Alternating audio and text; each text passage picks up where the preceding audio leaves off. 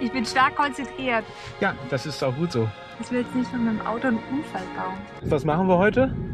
Na, also bei dem blitzeblauen Himmel heute mein neues Fahrrad abholen. Wir fahren jetzt gerade zum Fahrradhändler. Der ist hier um die Ecke.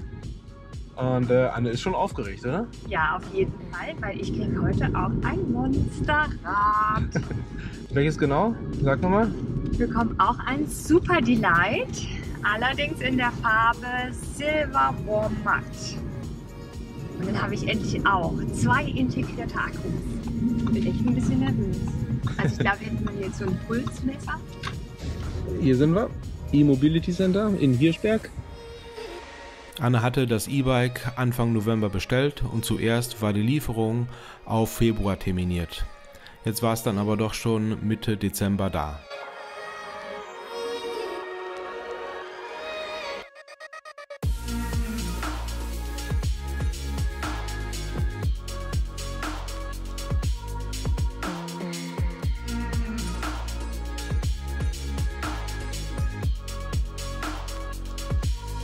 Ja, Wahrscheinlich waren die ganzen Räder mit Shimano-Bauteilen dann auf Halde gestellt, weil sie nicht fertig bauen konnten. so, weil da Und Lieferschwierigkeiten. dann haben sie halt andere Teile dann vorgezogen. Das Okay. kann dann sein.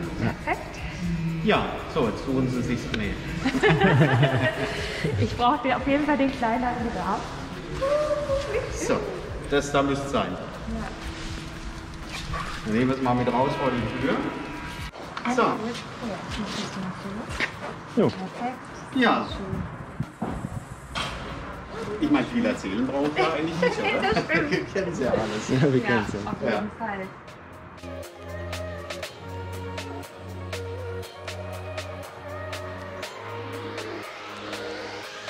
Ja, von der Höhe ist Ja, passt, ja? Ja, perfekt. Sieht ganz gut aus. Wenn wir es halt kürzer machen, dann müssen wir es einfach Ja, ein bisschen aber ich abschneiden. denke, Aber so sah es jetzt mal ganz gut aus. Und, gut zufrieden? hört sich super. Gut. Weil wir gerade wieder Urlaub haben und es soll wärmer werden und wir fahren dann sofort los. Noch kurz gucken wegen der Federung. Da müssen wir uns drin mal kurz hinstellen.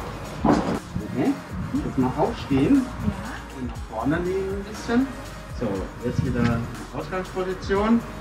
Und jetzt mal versuchen, ohne die Federung zu pumpen, aufs Bänkchen zu steigen.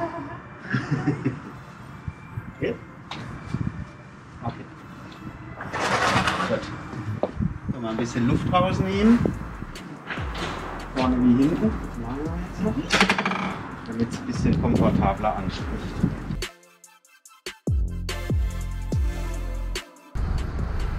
So. Startklar. Startklar.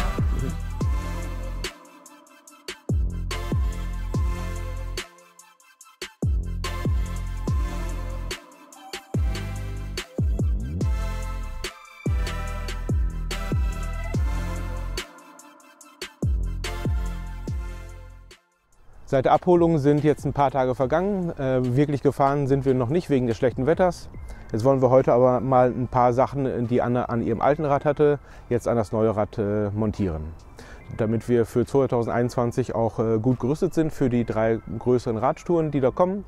Da werden auch wieder Videos kommen und falls ihr noch nicht abonniert habt, tut das jetzt nochmal, dann verpasst ihr auch die Videos nicht, die da bald in ein paar Monaten kommen werden. Was haben wir hier an zu montierenden Sachen? Einmal den bereits eingefahrenen Brooks Ledersattel von Anne mit den zugehörigen Griffen. Dann die Handyhalterung, damit Anne auch immer auf Komoot vernünftig gucken kann. Und das Wichtigste fürs Gepäck, die Ortlieb Backroller Classic. Da habe ich hier auch schon größere Haken. Mal schauen, ob wir die brauchen. Und dann fangen wir jetzt direkt damit an. Ich finde, das ist nämlich auch relativ spannend, weil das Super Delight hat ja 2 verschiedene Gepäckträger. Dies hier ist der serienmäßige Gepäckträger. Der hat hier diesen Spanngurt. Da kann man dann oben den Dryback gut drauf tun. Und man sieht, er ist nur an dieser Stelle und hier mit dem Hauptrahmen verbunden. Das heißt, der gesamte Gepäckträger ist voll gefedert. Ja, das sehen wir hier. Und er hat also keine starre Verbindung zum Hinterrad. Also diese Streben, die hier bei vielen Gepäckträgern nach unten laufen, die fehlen. Und die braucht man ja häufig auch zum Befestigen der Gepäcktaschen. dieser Haken greift ja dann meistens hier rein.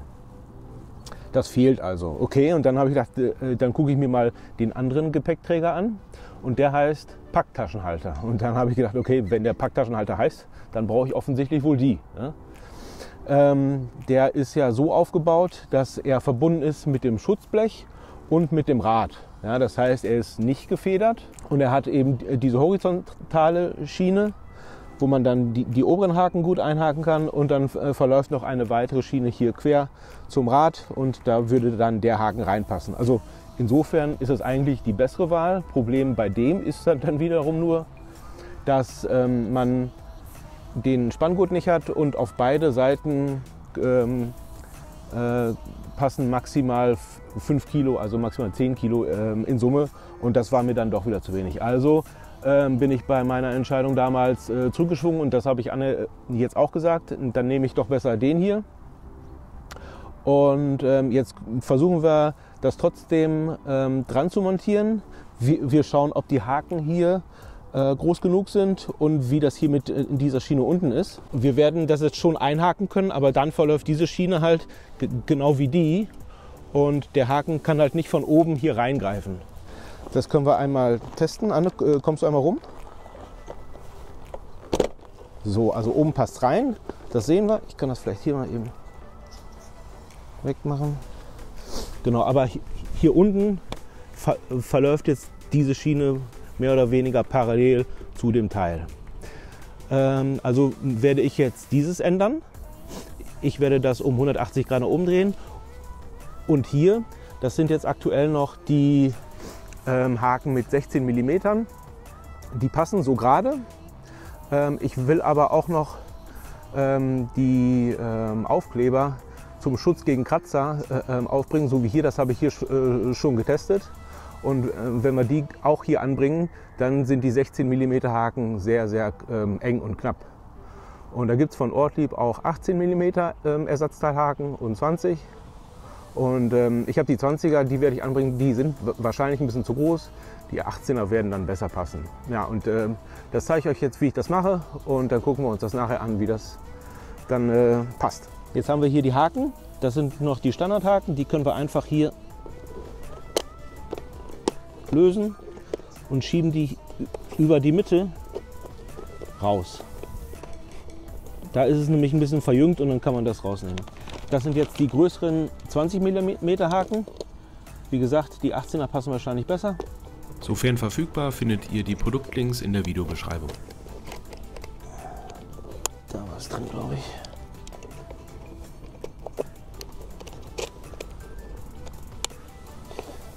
So, jetzt haben wir die Haken schon befestigt und jetzt kümmern wir uns um die Schiene. Die will ich also drehen, und das ist ganz einfach gemacht. Man kann dieses Inlet einfach umdrehen und dann sieht man hier, Anne, film mal fast ganz rein, hier sind Plastikgegenteile von den Schrauben, die kann ich einfach anfassen. Ich halte jetzt einen von innen fest, drehe das hier auf, beim anderen auch, halt wieder von innen fest, ganz easy, muss man mit einem Torx aufschrauben, dreht es.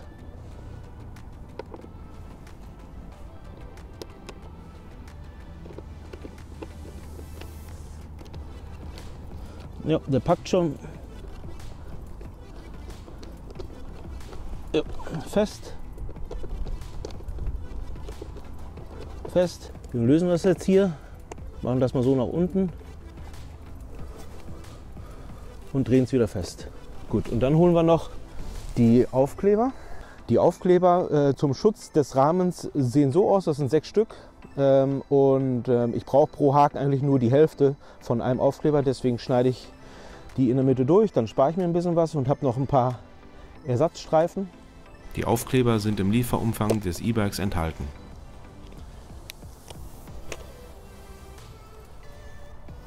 Und klebe das jetzt einfach hier auf. Ja, und so haben wir dann den Rahmen geschützt vor Kratzern, die bei der Fahrt doch immer entstehen. Ein bisschen von Dreck befreien.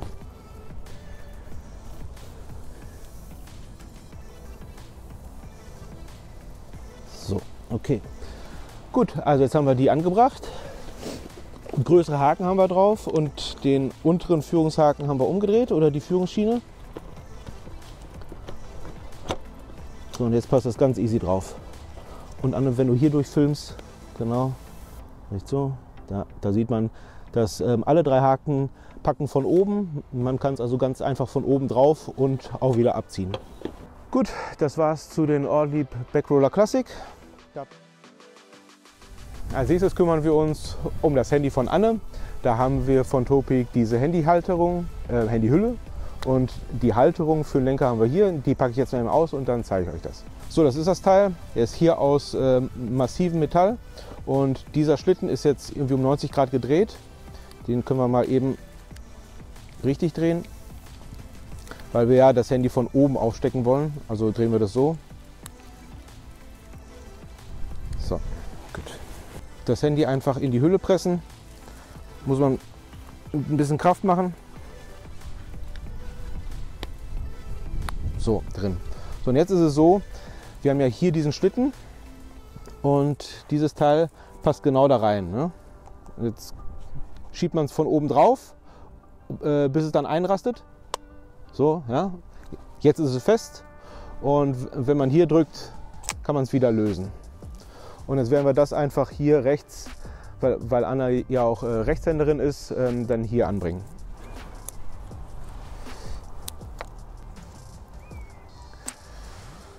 Gut, also diese Schnalle hier ist aus Plastik und diese Schraube eben auch. Und da muss man aufpassen, dass man beim Festdrehen die Schraube nicht rund dreht, sonst kriegt man sie nicht richtig fest oder nicht wieder gelöst.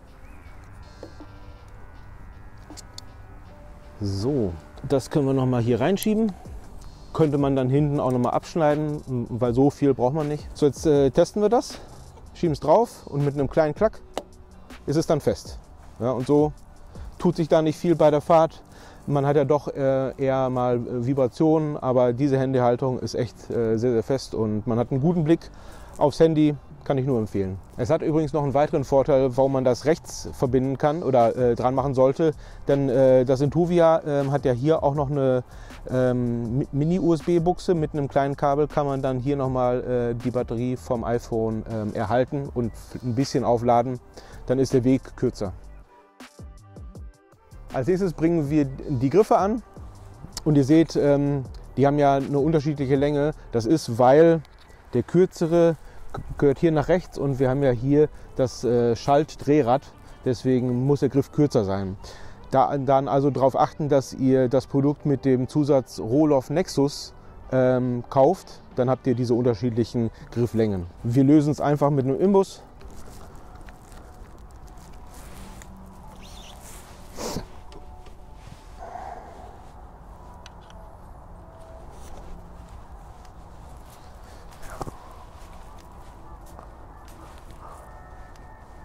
Hallo.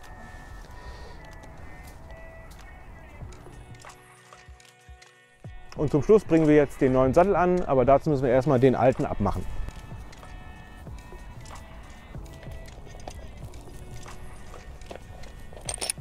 Gut, so, der ist ab. So, jetzt lege ich das zuerst hier rein. Und genau, ja, so passt's. Ja. So.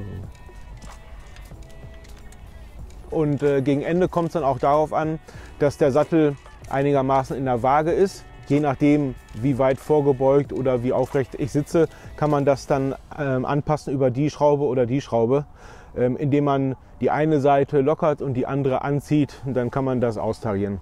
Das ist jetzt noch ein bisschen Feintuning, aber dann war es das an dieser Stelle auch zu der Montage. Jetzt habt ihr also gesehen, worauf man achten muss bei den Backrollern. Die Handyhalterung ist halt auch wirklich super. Ja, und Brooks kennt man sowieso. Dann danke ich euch fürs Zuschauen und bis bald.